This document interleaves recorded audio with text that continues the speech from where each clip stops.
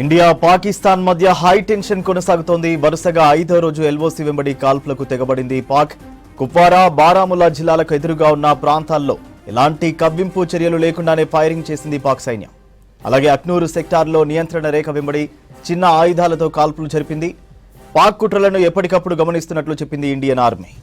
దాయాది దేశం రెచ్చగొట్టే చర్యలకు ధీటైన జవాబిచ్చినట్టు తెలిపింది భారత సైన్యం. పహల్గాం టెర్రర్ అటాక్ తర్వాత మరో కీలక నిర్ణయం తీసుకుంది కేంద్ర ప్రభుత్వం. కాశ్మీర్ లోయలో ఉన్న మొత్తం 87 ప్రదేశాల్లోని 48 టూరిస్టు ప్రాంతాలు మూసివేస్తున్నట్టు ప్రకటించింది.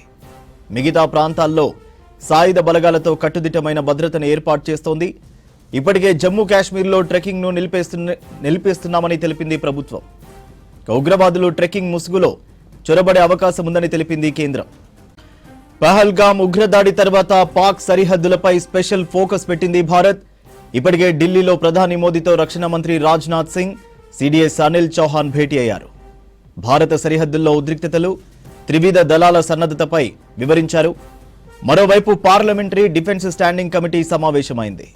Standing committee chairman Radha Mohan Singh, LOP Rahul Gandhi సహా ముఖ్య నేతలు హాజరయ్యారు. ఎల్ఓసి వెంట తాజా పరిస్థితులు, దేశ రక్షణ, పాక్పై ఆంక్షలు సహా పలు అంశాలపై చర్చించారు నేతలు.